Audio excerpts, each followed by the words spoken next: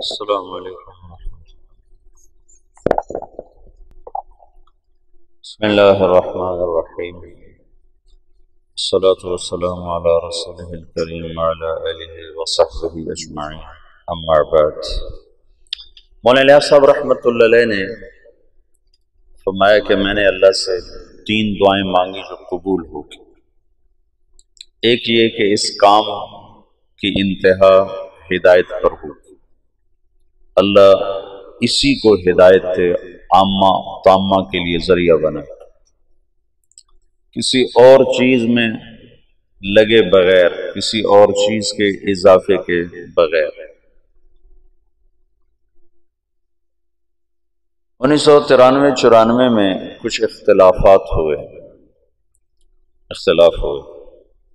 بڑوں میں، اور یہ شروع سے چلی آ رہی ہے بات، کوئی نئی نہیں۔ صحابہ کا جو اختلاف ہے اس کی ایک حکمت یہ ہے کہ ہمیں اختلاف کرنے کا بھی طریقہ ہے کہ اختلاف کرنا کیسے ہے۔ جو بہت سی حکم میں سے ایک حکمت یہ ہے کہ جو صحابہ میں اختلاف ہوا اور جنگ تک نوبت پہنچی، چونکہ آئندہ امت نے آپس میں اختلاف کرنا تھا، جو فساد تک بھی پہنچنا تھا، اور ان میں اختلاف نہ ہو یہ دعا قبول بھی نہیں ہوئی تھی۔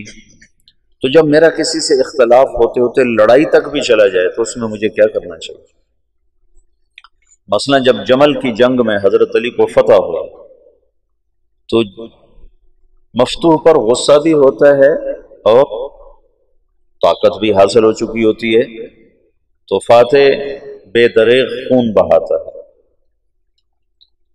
تو آپ نے فرمایا کہ نہ کسی بھاگنے والے کو قتل کیا جائے، نہ اس کا پیچھا کیا جائے، اور نہ مال جو چھوڑ گئے ہیں اسے لوٹا جائے، نہ اسے مال غنیمت بنایا جائے۔ یہ کتنا بڑا درس ہے، کتنا بڑا سبق ہے یہ۔ جب 132 ہجری میں بنو عباس غالب آئے تو اختلاف میں کیا ہونا چاہیے اس کا بھی عمل موجود ہونا ضروری تھا تاکہ تجاوز کرنے والوں پر حجت قائم کی جا سکے۔ تو یہ جو جنگیں ہیں صحابہ کی آپس میں، یہ ایک درس عظیم ہے دو قوتوں کے آپس میں۔ ان طائفتان من المؤمنین اقتتلوا، خود اس میں اشارہ ہے کہ یہ ہوتا رہے گا۔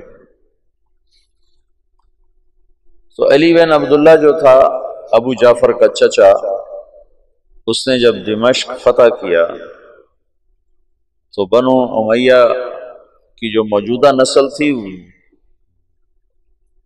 اس کا جرم تو نہیں تھا بنو ہاشم کو قتل کرنا، وہ تو ذوف کے زمانے میں پکڑے گئے، انہوں نے معافی مانگی تو اس نے ان کو معاف کر دیا۔ پھر ایک شاعر آیا اور اس نے آ کر امام زید بن زین العابدین کے قتل کا واقعہ اشعار میں بیان کیا، جو ہشام کے زمانے میں شہید کیے گئے، پھر ان کی لاش کو سولی پہ لٹکایا گیا۔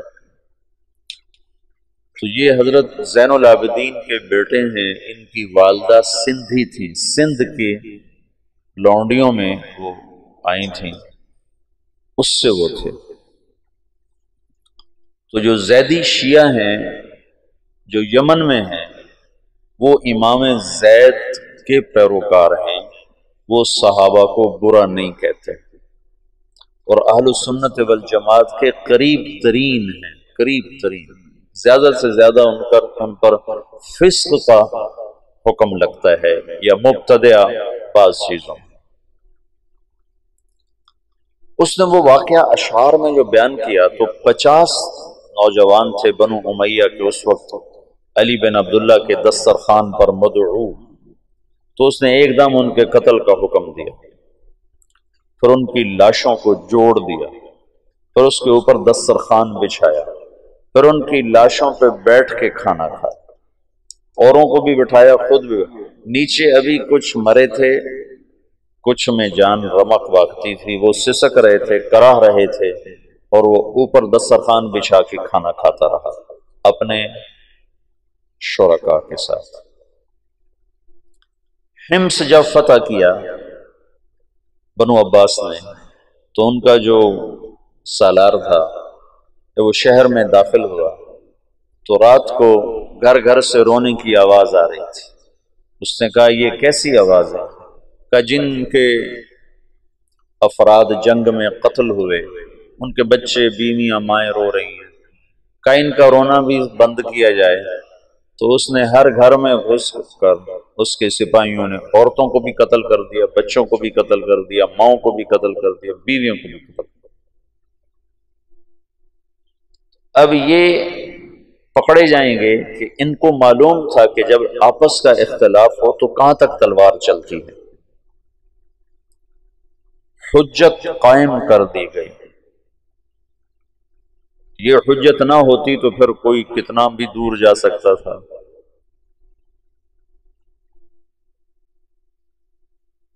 تو جب اختلاف ہوا 1993 میں تو مجھے ڈر لگا، وہ اتنا شدت اختیار کر گیا کہ مجھے ڈر لگا کہ شاید مولانا الیاس صاحب کی دعا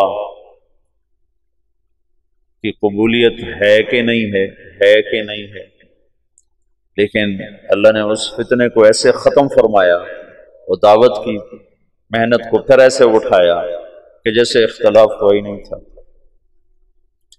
دوسری دعا یہ مانگی کہ اس کی شکل کوئی نہ تبدیل کر سکے، جو کرنا چاہے گا نہیں کر سکے گا، یہ اسی شکل کے ساتھ چلے۔ کل بات میں نے کی تھی کہ کچھ اوامر اپنی شکل کے ساتھ منسوس ہیں اور کچھ اپنی ذات کے ساتھ منسوس ہیں، شکل کے ساتھ نہیں۔ جیسے فَاسْأَلُوا أَهْلَ الذِّكْرِ إِن كُنتُمْ لَا تَعْلَمُونَ وَتَعَاوَنُوا عَلَى الْبِرِّ وَالتَّقْوَى وَلَا تَعَاوَنُوا عَلَى الْإِثْمِ وَالْعُدْوَانِ، اور ایسے بے شمار۔ طلب العلم فریضۃ، کیسے کیا جائے شکل موجود نہیں۔ ویسے بھی جو لفظ سبیل ہے وہ الف نام کے بغیر ہے، فمن شاء اتخذ الی ربہ سبیلا، یہ قرآن میں 2 دفعہ ہے۔ ان هذه تذکرہ فمن شاء اتخذ الی ربہ سبیلا، ایک دفعہ سورہ مزمل میں ہے اور ایک دفعہ غالباً مدثر میں ہے، نہیں اس میں دہر میں، سورہ دہر میں۔ تو سبیل کا جو لفظ ہے یعنی وہ راستہ جو اللہ تک پہنچائے، یعنی وہ جہد۔ ویسے تو نماز، روزہ، حج، زکوٰۃ یہ اعمال ظاہر ہیں جن کے ذریعے سے آدمی اللہ کو پاتا ہے۔ محنت کا وہ طریقہ جس سے یہ اعمال زندگی میں آئیں اور اللہ کی پسندیدہ زندگی انسان اپنا لیں، وہ ایک نہیں ہے، کئی ہیں۔ فمن شاء اتخذ الی ربہ سبیلا، اگر اس پر ہوتا السبیلا تو پھر ایک ہی راستہ تھا، جب ہو گیا سبیلا تو راستے مختلف ہو گئے۔ جب میں نے 1999 میں یہ شروع کیا یہ طرز تعلیم تو میرے ساتھیوں نے میرے اوپر بڑے اعتراض کیے کہ یہ سلف کے راستے سے ہٹ کر ہے۔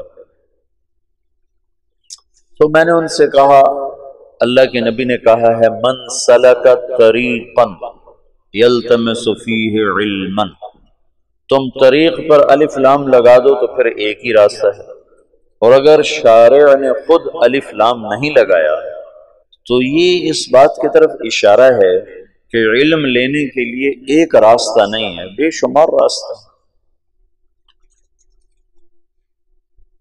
ہاں یہ شرط ہے کہ وہ علم تک پہنچائے، صحیح، یہ شرط ضروری ہے، کہیں اور لے کے چلا جائے تو پھر تو ہلاکت ہے، لیکن اگر وہ علم تک پہنچا رہا ہے تو وہ طریق کے عموم میں داخل ہے۔ من سلک طریقا فمن شاء اتخذ الی ربہ سبیلا، سبیل کا جو عموم ہے اس میں ہر وہ جہد جو اللہ سے ملا دے، قواعد شرعیہ سے ٹکراؤ نہ ہو، اصول دین سے ٹکراؤ نہ ہو، تو وہ سبیل کے عموم میں داخل ہے، عموم میں داخل ہے۔ چونکہ یہاں اجتہاد چلے گا، اجتہاد و استنباط پھر نتیجے کے ساتھ مربوط ہوتا ہے کہ اگر وہ نتیجہ دے رہا ہے جس کے لیے یہ اجتہاد کیا گیا تو اس کا مطلب ہے یہ صحیح ہے۔ چند دوائیں ہیں وہ ایک مریض کو کھلائی جاتی ہیں، ان میں سے ایک دوا جب نفع دیتی ہے تو از خود یہ بات متعین ہو جاتی ہے کہ یہی دوا اس کے لیے مفید اور انفع ہے۔ سبیل کا جو عموم ہے اس نے سارے طرق جو اللہ کی طرف پہنچاتے ہیں لَنَهْدِيَنَّهُمْ سُبُلَنَا ان کا اثبات کر دیا کہ یہ سب راستے۔ ان تمام سبل میں اللہ نے اپنے نبی سے کہا کہ ان سے کہو ایک سبیل میرا ہے، سبیل نکرہ ہے لیکن اس میں ایک سبیل میرا ہے، وہ تیرا ہونے کی وجہ سے اوروں سے خود بخود ممتاز ہو گیا۔ قل هذه سبیلی، هذه انگلی رکھو، انگلی رکھو، دل کا نہ کرو، هذه کے ساتھ اس میں اشارہ قریب کا ہے نا، هذه انگلی رکھنے سے متعین ہو گیا کہ یہ سبیلی کیا ہے، ادعو الی اللہ، میں اللہ کی طرف بلاتا ہوں۔ ہذہ کلمہ تانیث ہے، اشارہ ہے کہ تبلیغ کا کام الفت و محبت کا ہے، سختی کا نہیں، مناظرے کا نہیں، تحکم کا نہیں، تجبر کا نہیں۔ جیسے تانیث کو، انثى کو، عورت کو محبت سے لیا جائے تو وہ سب کچھ فدا کر دیتی ہے، اور تم فتوے سنا کے بیویوں کو لینا چاہو گے تو اپنا گھر توڑ بیٹھو گے۔ اگر ہم خامند بن کے دکھاؤ گے کہ ہم خامند ہیں، شریعت یوں کہتی ہے، سجدہ ہوتا تو صرف مجھے ہوتا، تو پھر تم اپنی بیویوں کو باغی بنا دو گے۔ اور اگر محبت کے راستے سے لوگے تو سب کچھ قربان۔ تو ذکر و انثیٰ اس میں برابر ہے، لیکن مرد پھر بھی کچھ سختی برداشت کر جاتے ہیں۔ عورت کا مزاج بہت نازک ہوتا ہے، وہ ذرا بھی سختی برداشت نہیں کر سکتی۔ تو ہذہ میں اشارہ ہے کہ یہ کام الفت و محبت سے چلتا ہے، یہ ڈنڈے سے نہیں چلتا ہے۔ پھر ہذہ سبیلی میں ایک خبر کے ساتھ اظہار فخر بھی ہے کہ اگر تمہیں اپنے راستوں پر فخر ہے تو ہذہ سبیلی، میرا بھی یہ راستہ ہے، یہ میرا راستہ ہے، یہ میرا راستہ ہے۔ سمجھ لو، اس میں لہجے میں اٹھانا، جیسے بڑی گاڑی والا کہتا ہے یہ میری گاڑی ہے۔ میں ایک مثال دیا کرتا ہوں، یہ میری گاڑی ہے۔ تمہارے کئیوں کے پاس سائیکل ہیں، تم کہتے ہو یہ میرا سائیکل ہے، کہتے ہو؟ تم تو ویسے ہی تواضع میں مر جاتے ہو کہ بھائی سائیکل ہے، چہرے پر بھی تواضع آ جاتی ہے۔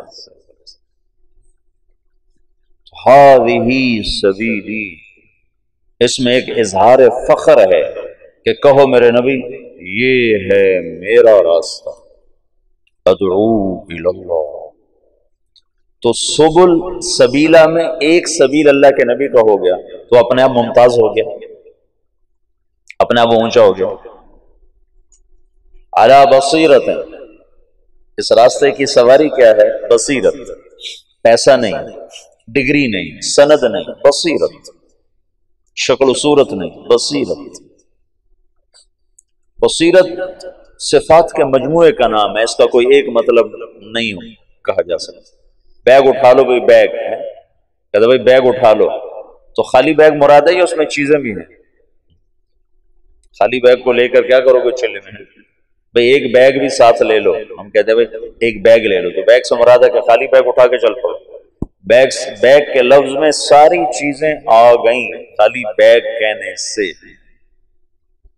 بصیرت یہ 6 نمبر کا مجموعہ بصیرت، یہ 6 صفات اور جتنی صفات ایمان ہیں ان سب کے مجموعے پر بصیرت کا لفظ میرے خیال میں آنا چاہیے۔ علی بصیرت، کہ اس راہ کا جو مسافر ہے اس کی سواری پیسہ نہیں، ڈگری نہیں، اس کی سواری صفات ایمان ہے۔ پھر یا رسول اللہ آپ اکیلے ہو کر؟ نہیں، اکیلے نہیں، امت کو شریک کرنے کے لیے آنا کا اضافہ ہے۔ آنا جیسے ریلوے انجن آ کر ڈبوں کو پکڑتا ہے، اس میں ایک ہک لگا ہوتا ہے، وہ آ کر ایسے ڈبوں میں فٹ ہوتا ہے اور سارے ڈبوں کو کھینچ کے کراچی لے جاتا ہے۔ تو یہ آنا وہ ہک ہے، جو ایسے آ کے پوری امت کے ڈبوں میں پھنسا ہے، وَمَنِ اتَّبَعَنِي، جو میرے اتباع ہیں، اور جو یہ کہتے ہیں ہم اتباع محمد صلی اللہ علیہ وسلم ہیں، ان کا کام بھی دعوت اللہ ہے۔ وَمَنِ اتَّبَعَنِي، اکیلا نہیں ہوں، میرے ساتھ میری امت شریک۔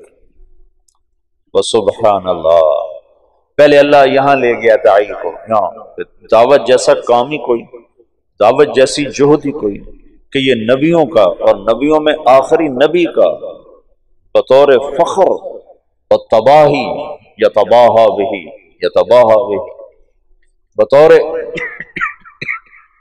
تشکر اور تفاخر ہے کہ اللہ نے مجھے یہ عزت والا کام دیا ہے، تو کہیں میں بھی اپنے آپ میں عجب میں مبتلا نہ ہو جاؤں، تو وَسُبْحَانَ اللَّہ، وَسُبْحَانَ اللَّہ۔ سبحان اللہ کا مطلب کیا ہے کہ یا اللہ تیری طرف بلانے کا حق کون ادا کر سکتا؟ تو سبوح قدوس، میں عبد ضعیف، میں تیری تقدیس و تحمید و تحلیل و تکبیر اور تیری طرف بلانے کا حق میں کہاں ادا کر سکتا ہوں؟ وَسُبْحَانَ اللَّہ، اللہ کی تنزیہ اور اپنا اعتراف تقصیر کہ اللہ میں مقصر ہوں، میں معترف ہوں۔ ابوء لک بنعمتک علی و ابوء بذنبی، وسبحان اللہ، کہ میں بڑا نہیں ہوں، کام بہت بڑا ہے اور میں اس کا حق ادا نہیں کر سکتا، اور اس جہد کی ادائیگی میں کس مقام پر کھڑا ہوں؟ وما انا من المشرکین، میں 33 نمبر پر کھڑا ہوں، 33 نمبر۔ آپ میں پاس والا کتنے نمبر کو ہوتا ہے؟ کم رقم 40۔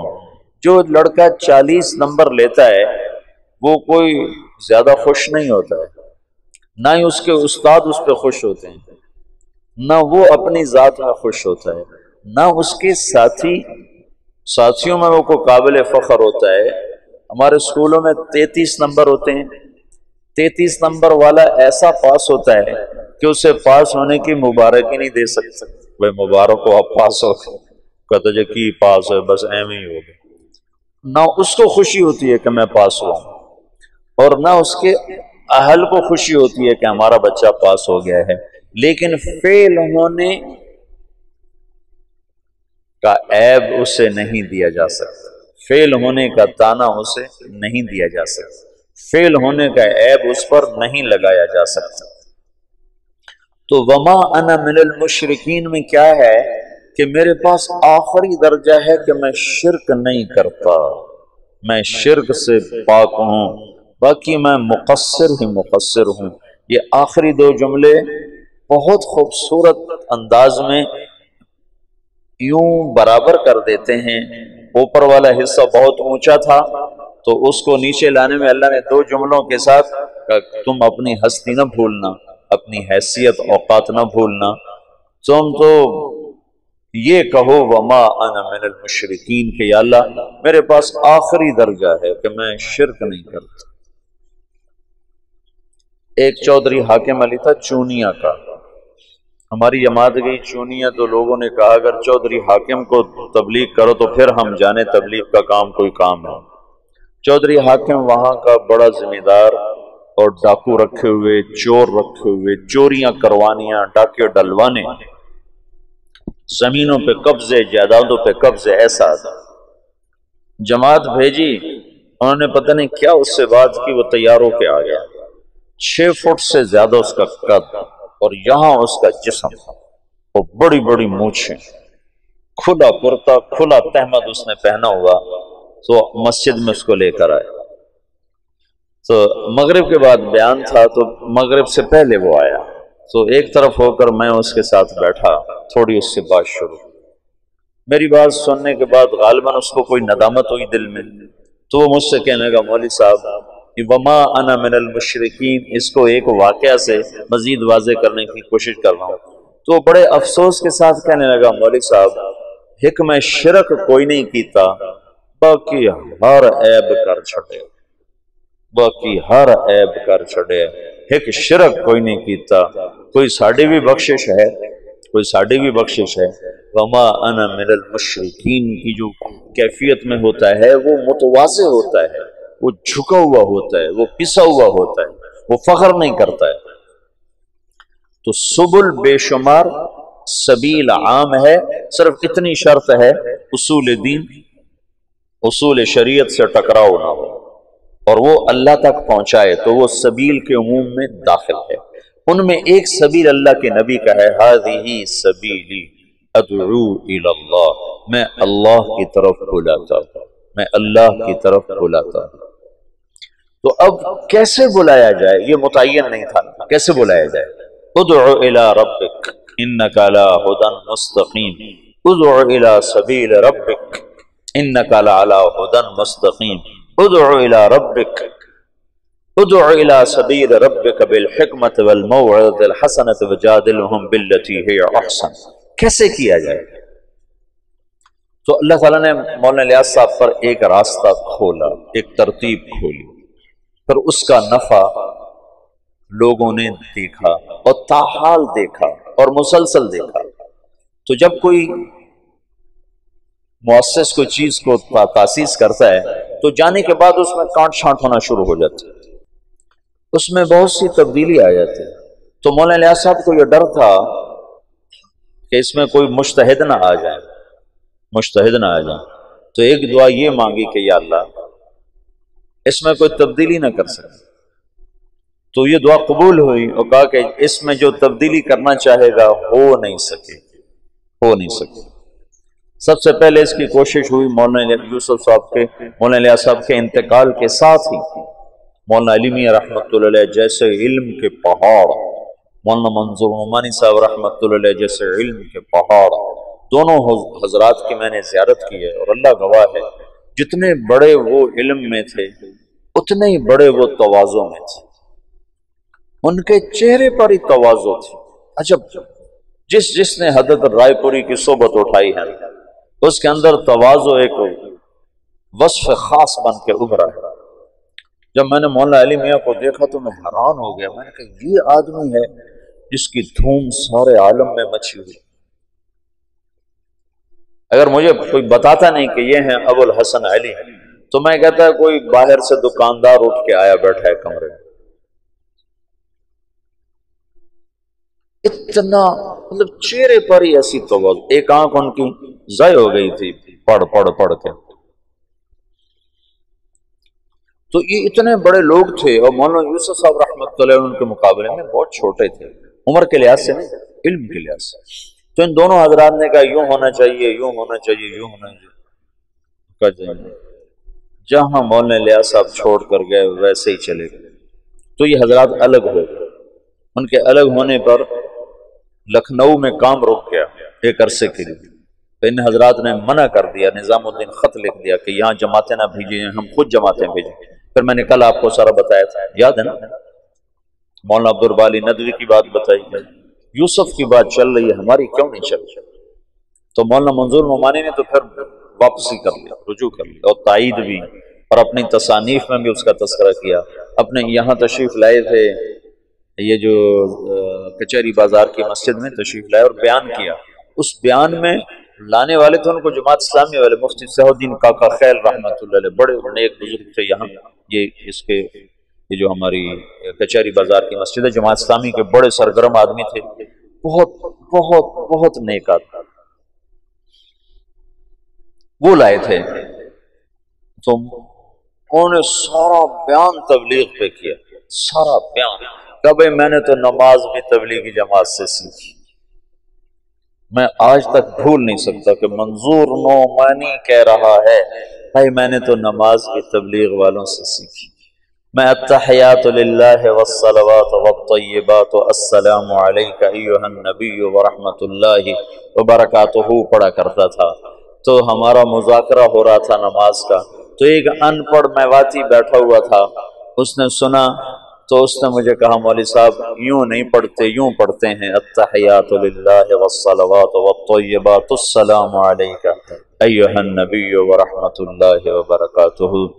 مولوی صاحب ناراض نہ ہونا، یہ الف نہیں پڑھا جاتا جب اس کو اکٹھا پڑھتے ہیں، ہاں جب یہاں ٹھہر جاؤ تو پھر السلام علیکم پڑھتے ہیں، لیکن اگر اکٹھا پڑھیں تو الف نہیں پڑھا جاتا۔ کہ بھائی میں نے تو نماز بھی تبلیغ والوں سے سیکھی۔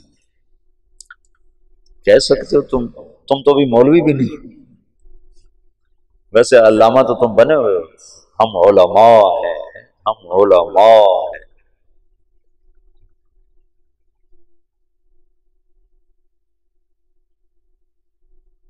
کہ بھائی میں نے تو نماز بھی تبلیغی جماعت میں سیکھی، انہوں نے مجھے اتحیات پڑھنی سکھائی، ان کا رجوع ہو گیا تھا۔ لیکن مولانا علی میں رحمت اللہ علیہ بعد میں زبانی تو تعریف توصیف کے کلمات فرماتے تھے، لیکن کسی کتاب میں انہوں نے کوئی اشارہ نہیں کیا، اور وہ جب انہوں نے بیرون ملک میں تبلیغ کے اثرات دیکھے تو پھر جا کر ان کا دل نرم ہوا۔ اچھا وہ تو خارجی حیثیت تھی۔ 1996 97 98 میں تبلیغ کے روح رواں لوگوں نے تبلیغ کے نظام کو بدلنے کی کوشش کی۔ روح رواں جن پر تبلیغ گھوم رہی تھی، جو وہ اور تبلیغ ایک ذات بن جائیں، ان لوگوں نے اس کو بدلنے کی کوشش کی اور سارا زور لگا دیا۔ تو پھر مجھے مولانا الیاس صاحب کی یہ بات یاد آئی کہ یہ کام میں کوئی تبدیلی کرنا چاہے گا تو ہو نہیں سکے گی۔ تو میں نے کہا اب تو ہو رہی ہے، اب تو امیر کارواں خود کر رہا ہے، اب کیسے نہیں ہوگی؟ اوہو، لیکن جیسے سپرنگ ہوتا ہے نا، اس کو جتنا کھینچو جب چھوڑو تو پھر واپس اپنی جگہ پہ چلا جاتا۔ تو کو 5-6 سال 96 97 98 99 2000 5 برس مسلسل پورا زور لگا کہ اس میں کچھ تبدیلی کی جائے، اجتہاد کیا جائے، یہ ٹھیک نہیں، یہ ٹھیک نہیں، یہ کیوں جائے، یہ کیا جائے، یہ کیا جائے، اور کرنے والے اعلیٰ سطح کے۔ تو وہ اس بندے الیاس کی دعا قبول تھی، اس کو اللہ نے اسی نہج پر رکھا تو وہی گشت ہے، وہی تعلیم ہے، وہی بیان ہے۔ اور تیسرا یہ فرمایا، وجہ اس کی یہ ہے کہ جب تک اللہ تعالی کی طرف سے نفع کی شکلیں قائم ہوتی رہتی ہیں تو انہی کو بڑھایا جاتا ہے۔ نظام الدین سہالوی صاحب کا انتقال ہوا تھا 1747 میں، 1747۔ ہم نے بہت کچھ بدلا، لیکن ابھی بھی زیادہ انہی کی صرف ابتدائی عربی کا نصاب بدلا ہے، قدوری نظام الدین سہالوی کی تجویز کردہ ہے، اور ہدایہ نظام الدین سہالوی کی تجویز کردہ ہے، اور اوپر والی اصول فقہ، اصول حدیث کی کتابیں ساری ان کی تجویز کردہ ہیں، اور یہ احادیث کی کتابیں ساری انہی کی تجویز کردہ ہیں۔ 1747 1847 1947 2010 کوئی 250 برس گزر چکے ہیں۔ اس شخص کی تجویز کو اللہ نے پسند کیا اور اسی پر بنیاد بنتی جا رہی ہے، بنتی جا رہی ہے۔ تو جب تک کوئی چیز نفع پہنچا رہی ہوتی ہے تو اللہ تعالیٰ اس کو باقی رکھتا ہے، کیونکہ دین کو اللہ نے باقی رکھنا ہے، اور جب اس کے نفع گھٹنا شروع ہوتے ہیں تو از خود اس میں تبدیلی آنی شروع ہو جاتی ہے۔ تو مولانا الیاس صاحب نے اللہ سے یہ مانگا، اللہ نے ان کو دیا۔ تیسری بات یہ تھی جو مخالفت کرے گا ہلاک ہو جائے گا، جان بوجھ کر جو مخالفت کرے گا اللہ اس کے ٹکڑے ٹکڑے کر لے، یہ کہہ لو اس کے ٹکڑے ٹکڑے کر دے۔ ایک دلیل کی وجہ سے مخالفت کر لے، وہ تو کوئی کتنی بڑی فتویٰ دے دے پھر بھی اس کو ہم معذور سمجھیں گے کہ دلیل سے بات کر رہا ہے، لیکن جاننے کے بعد کوئی مخالفت کرے گا تو اللہ اسے ہلاک کر دے گا۔ تو یہ کتنا بے جان سا گشت نظر آتا ہے تمہارا۔ ایسے ہی ہر مسجد کا حال ہے، تبلیغ والے 50، گشت کرنے والے 5، اور تبلیغ کا متعارف 2000 اور بیٹھنے والے بیان میں 20۔ یہ آپ سارے فیصل آباد میں جاؤ، آپ کو ہر مسجد میں گشت نظر آئیں گے، تھکے ہوئے، مرے ہوئے، بولنے والے بول رہے ہوتے ہیں کہ جلدی سے کہیں بولو کون کون تیار ہے، چونکہ آگے بیٹھنے والے جو سارے مراقبے میں بیٹھے ہوتے ہیں تو بیچارہ بولنے والا کیا بولے۔ سارے جو سر جھکا کے بیٹھے ہوتے ہیں تو بولنے والے کی ویسے ہی ہمت ختم ہو جاتی ہے. تو دیکھنے میں یوں نظر آتا ہے کہ یہ کیا مرے مرے گشت ہیں، اس سے تو کچھ بھی نہیں ہونا چاہیے. لیکن جب اجتماع ہوتا ہے تو لوگ کہاں سے آ جاتے ہیں. جب ہم دنیا میں پھرتے ہیں تو وہاں اس کے اثرات کیسے نظر آ جاتے ہیں. ساری دنیا میں یہاں یہ پیچھے عصر کے بعد چل رہا تھا، 3 نوجوان آئے. میں نے کہا کہاں سے آئے؟ کہا جی ہم اسپین سے آئے ہیں. میں یہ سمجھا یہ اسپین سے آئے ہیں، اسپین، ہسپانیہ، اٹلی کی، یہ فرانس کے ساتھ. تو مجھے یہ، میں نے کہا پاکستان میں کہاں کا ہوگا؟ جو گجرات ہے. تو میں یہ سمجھا کہ یہ ان پڑھ لوگ ہیں، مزدور. تو اسپین کو اسپینے کہہ رہے ہیں، پنجاب میں اسپینے جو آئے ہیں، اسپینے جو. اس میں میں ناروے گیا تو ایک ہماری وہاں رشتے، میرے ماموں کی بیٹی رہتی ہے، تو کہنے لگی ویکھیا ساڈا ناروا. میں کہا ویکھ لیا ناروا. ویکھیا ساڈا ناروا، میں کہا ویکھ لیا تیرا ناروا. میں کہا یہ ان پڑھ ہیں تو یہ اسپین کو اسپینے کہہ رہے ہیں. لیکن پھر مجھے خیال ہے، میں نے کہا بھائی کہاں سے آئے ہو؟ کہا جی اسپینے سے آئے. پھر ان کا اسپینے سے. پھر مجھے شرم آئی کہ میں ان کو ٹوکوں، پتہ نہیں یہ غلط کہ میں غلط. میں نے تیسری دفعہ کہا، میں نے بھائی کہاں سے آئے ہو؟ تو وہ سمجھ گئے کہ ان کو پتہ نہیں چل رہا. تو کہنے لگے مولانا صاحب اسپینے ایک جزیرہ ہے جو جاپان سے بھی اوپر ہے، جاپان کے اوپر، امریکہ کے تابع، اور وہاں سے آئے ہیں. وہاں سے جاپان سے 3 گھنٹے کی فلائٹ ہے. تو میں نے کہا ادھر کدھر آ گئے؟ میرے پاس کیسے آ گئے؟ کہا جی آپ کی کیسٹیں وہاں بھی چل گئی. ادھر کیسے چلے گئے؟ کہا ادھر تبلیغ کا کام ہو رہا ہے. میں نے کہا وہاں کون پہنچ گیا؟ پاکستان سے. تو میں آج پہلی دفعہ اسپینے کا نام سن رہا ہوں. کہا جی آسٹریلیا سے جماعتیں پہنچی وہاں چلے چلے، چونکہ آسٹریلیا وہاں سے قریب ہو جاتا ہے. آسٹریلیا سے وہ جزیرہ کوئی 4 گھنٹے کا جہاز بن جاتا ہے. کہا جی آسٹریلیا سے جماعتیں ہمارے پاس آئیں، ہماری ساری راتیں کلب میں گزرتی تھی، ناچ گانے میں گزرتی تھی. اور وہاں بہت بڑی جامع مسجد ہے اور اس میں کوئی 1 لاکھ کی آبادی ہے، 10-15 ہزار مسلمان ہیں. اب ان کی راتیں کلب کی بجائے مسجد میں گزرتی. اور ہمارے امام صاحب ہیں بنگالی، وہ کہیں سے آپ کی کیسٹیں لائے تھے جب بنگلہ دیش گئے تھے، تو اس کے بعد سے آپ کی کیسٹیں وہاں بہت چل رہی ہیں. اور آس پاس جتنے جزیرے ہیں سب میں تبلیغ کا کام ہو رہا ہے. اب بتاؤ کوئی مدرسہ یہاں تک پہنچ سکتا ہے؟ کوئی خانقاہ یہاں تک پہنچ سکتی؟ اور دیکھنے میں یہی گشت تمہیں نظر آ رہے ہیں. تم بادی و نظر میں دیکھو گے تو کہو گے یہ کیا ہے. خود اپنے آپ کو بھی کئی دفعہ خیال آتا ہے. لیکن جو چیز اللہ کے ہاں قبول ہو جاتی ہے اس کے اثرات بارش کے قطروں کی طرح آہستہ آہستہ آہستہ پڑتے رہتے ہیں اور بات آگے چلتی رہتی ہے. سارے عالم کے انسانوں تک اللہ تعالیٰ نے اپنے پیغام کو پہنچانے کی ایک شکل قائم فرما دی.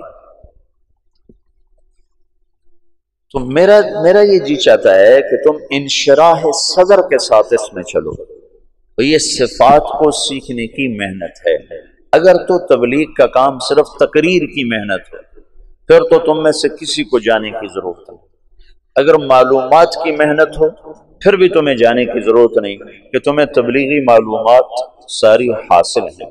تم 6 نمبر پر تقریر کر سکتے ہو، تم بعض بچے بہت اچھی کر سکتے ہوں،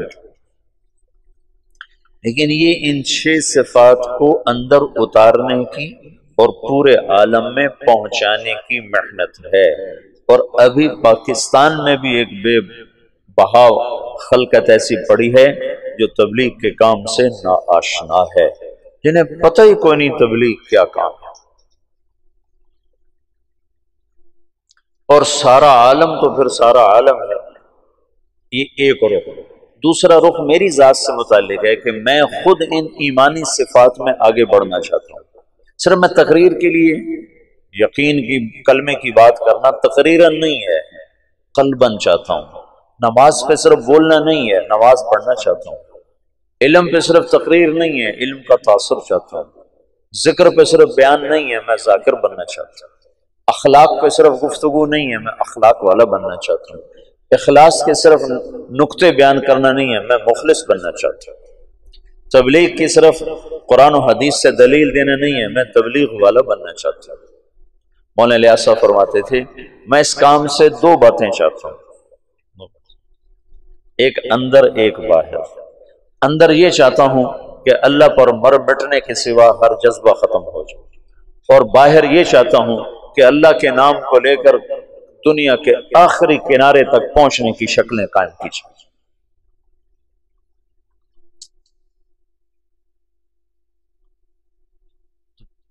تو کلمے کا جو یقین ہے یہ تو ہم مدرسے میں نہیں پڑھاتے، ہم تو کلمے کی لغوی چیز آپ کو بتاتے۔ تمہارے استاد شیخ رمزی فرما رہے تھے کہ ان کے استاد صاحب نے لفظ اللہ پہ 1 مہینہ تقریر کی دارالعلوم میں، 1 مہینہ۔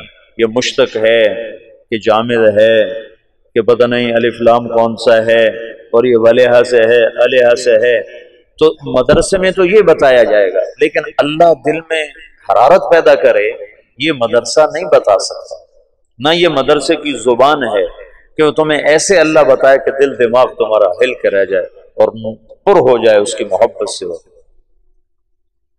تبلیغ اللہ کی محبت تک پہنچنے کے لیے پہلے نمبر کی دعوت سکھاتی ہے۔ پہلا نمبر بولو،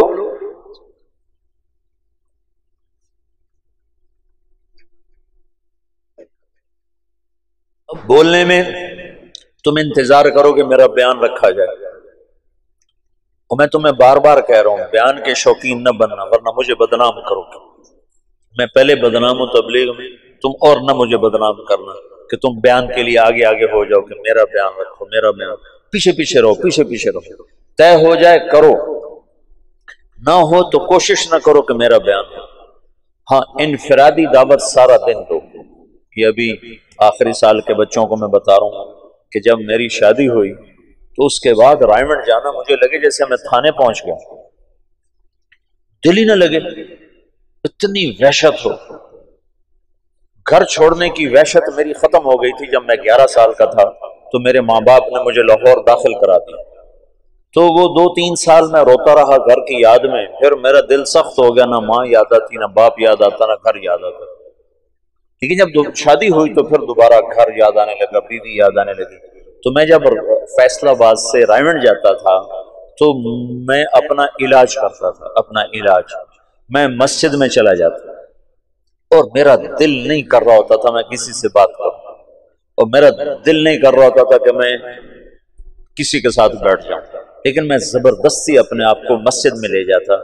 اس وقت میں اتنا مشہور نہیں تھا تو مجھے بیٹھنا کوئی مشکل نہیں تھا، تو میں کسی کونے میں بیٹھ کر ایک آدمی کو پاس بٹھا کر اس کو دعوت دینا شروع کر دیتا، پھر وہ اٹھا، پھر دوسرے کو اس دعوت دینا، وہ اٹھا، میں کوئی 2-2.5 گھنٹے دعوت دیتا تھا، تو میرے دل پر جتنا گھر کا تاثر ہوتا تھا وہ ظاہر ہو جاتا تھا۔ پہلے نمبر میں یہ موضوع ہے کہ میں اپنا یقین بدلنا چاہتا ہوں، یقین بدلنا ہے، صرف تقریر کا معنی یقین بدلنا ہے۔ یقین مثل خلیل آتش نشینی، یقین اللہ مستی خود گزینی، سنے تہذیب حاضر کے گرفتار، غلامی سے بتر ہے بے یقین۔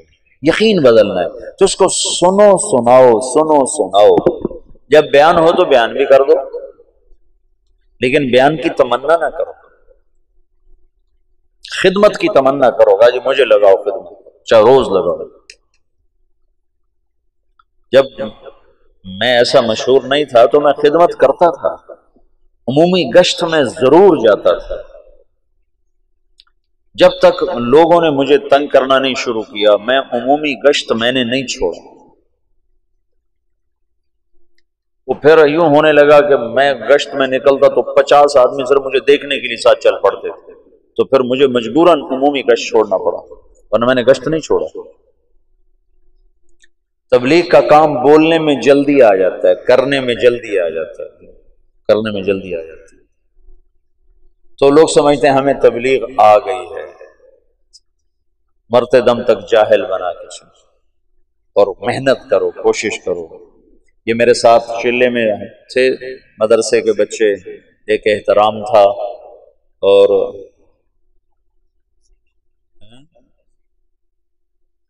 ایک اور کون تھا، نہیں میرے چلے میں جب میں نے چلے لگا، کچھ تلمبے کے تھے، تلمبا جو مدرسہ ہے اس کے تھے، تو ہم گئے پاک پتن میں آج تک کبھی کوئی نقد آدمی لے کر نہیں آیا، اور ہم وہاں سے 70 آدمی چلے کے لے کر آئے، تو سارے رائمنڈ والے حیران پریشان ہو گئے، انہیں خیال ہے کہ شاید وہ جھوٹ بول اتنا مبالغہ کر رہا کہ نقد سال والے اور نقد چلے والے 3 چلے والے، تو یہ سارے نوجوان، وہ 2 لڑکے تلمبا کے تھے، ایک یہ احترام تھا یہاں کا، یہ رات 2 بجے تک گشتیں کرتے رہتے تھے، اور کبھی ایسا بھی ہوا کہ عشاء کے بعد گئے اور فجر کی نماز پہ واپس آئے، بیانوں سے نہیں، لوگ 70 تیار ہوئے چلنے کے لیے، یہ گشتوں سے تیار ہو، تو بڑی خوشی ہوئی کہ ایسی جان مارنے والے موجود ہیں جن کی محنت سے، تمہاری محنت سے ایک آدمی بھی ہدایت پہ آ جاتا ہے تمہارے لیے کافی۔